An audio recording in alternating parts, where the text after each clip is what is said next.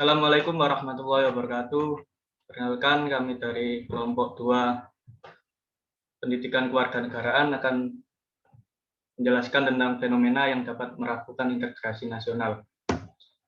Dalam pembahasan kali ini kami akan membahas yang pertama, fenomena yang dapat meruntuhkan integrasi nasional di lingkungan sekitar. Kemudian penyebab hal tersebut dapat terjadi. Dan yang ketiga, cara mengatasi fenomena tersebut.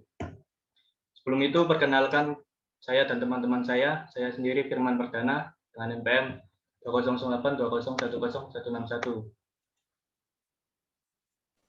Saya Cynthia Prisciandini dengan NPM 200820101660. Perkenalkan, nama saya Rifki Zamzami, NPM 2008-2010-159.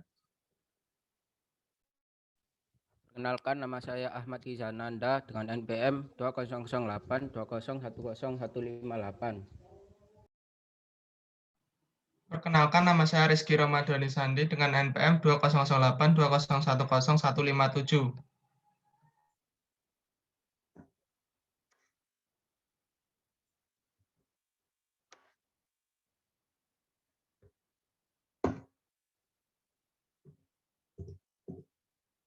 Baik, fenomena yang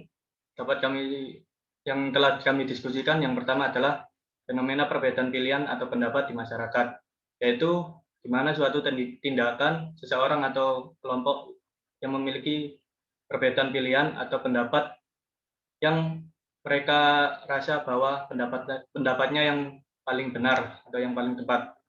Kemudian fenomena intoleransi agama, yaitu di mana kondisi jika suatu kelompok atau masyarakat secara spesifik menolak untuk toleransi kepada praktik-praktik para penganut atau kepercayaan yang berlandaskan agama.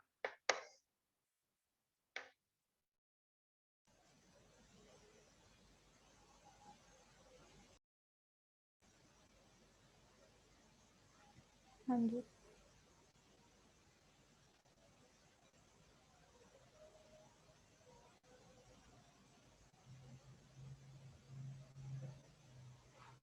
Yang pertama, perbedaan pilihan atau pendapat di masyarakat. Setiap orang memiliki hak dalam berpendapat. Di dalam masyarakat, pasti terdapat seseorang atau lebih yang memiliki perbedaan pendapat dan sudut pandang yang menurutnya itu baik. Perbedaan pendapat memiliki potensi untuk terjadi perselisihan atau lebih parahnya, bisa terjadi konflik apabila seseorang atau lebih yang memiliki perbedaan pendapat tersebut tidak menerima atau menentang pendapat dari orang lain dan merasa bahwa pendapatnya lah yang paling baik dan benar. Hal tersebut dapat meruntuhkan integrasi yang sudah ada sebelum konflik tersebut.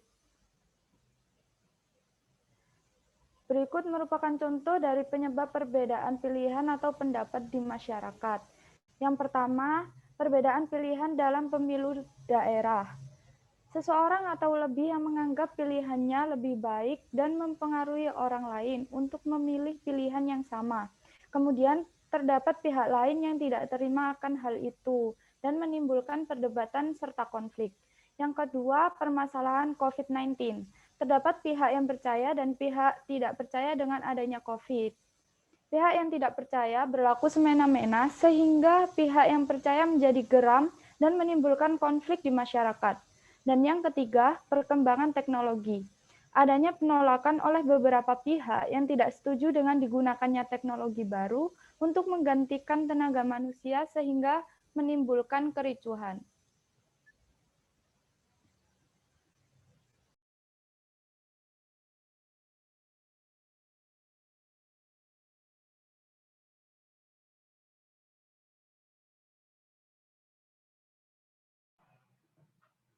Ada 4 pemicu yang membuat seorang melakukan aksi intoleransi agama. Yang pertama, perbedaan dalam memahami ajaran agama secara tekstual. Pemahaman ini menghasilkan pengalaman yang berbeda bagi sesama penganut satu agama. Dan yang kedua, aksi pemaksaan hak asasi yang dilakukan oleh kaum mayoritas kepada pihak minoritas. Aksi lainnya adalah pemakaian atribut keagamaan secara berlebihan dan menyombongkan diri dengan segala atribut yang dipakai. Yang ketiga, perbedaan adat istiadat. Perbedaan adat istiadat juga dapat menjadi pemicu terjadinya intoleransi. Faktor adat istiadat menyebabkan konflik yang dilatori belakangi fanatisme atau fanatik kesukuan. Dan yang keempat, ketidakadilan dari pihak aparatur negara ataupun pemerintah dalam menangani berbagai masalah atau konflik yang terjadi. Aparatur negara cenderung memihak pada salah satu kubu dengan alasan yang bermacam-macam seperti uang, agama, golongan, bahkan kasta.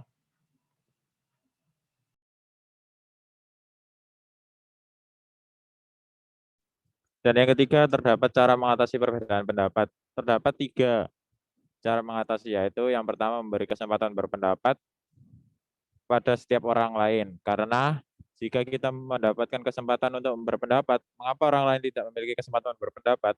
Dan yang kedua, tidak menanggap pendapat kita paling benar, yaitu tidak menjadikan pendapat sendiri adalah pendapat yang paling benar.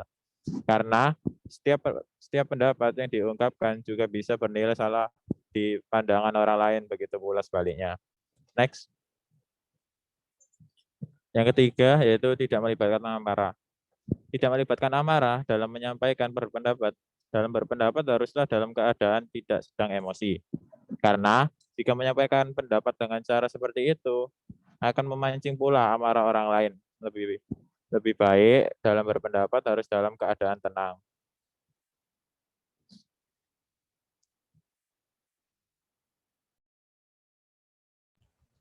Selanjutnya ada cara mengatasi intoleransi agama. Yang pertama, memberikan pembelajaran toleransi beragama sejak dini. Dengan adanya pembelajaran toleransi beragama sejak dini dapat mengurangi intoleransi di masyarakat karena tidak mudah terpengaruh ajaran-ajaran yang tidak sesuai dengan keberagaman agama di Indonesia.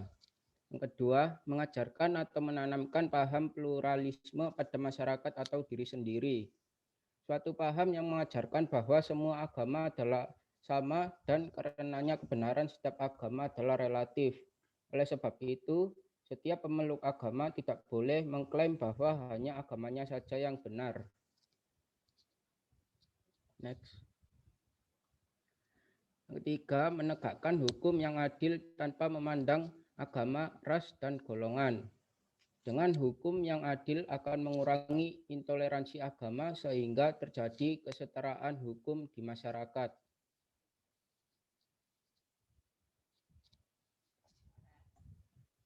Cukup sekian yang dapat kami sampaikan. Apabila ada pertanyaan, boleh dikabari. Dan kami mohon maaf apabila ada kesalahan sebelumnya. Baik, terima kasih. Wassalamualaikum warahmatullahi wabarakatuh.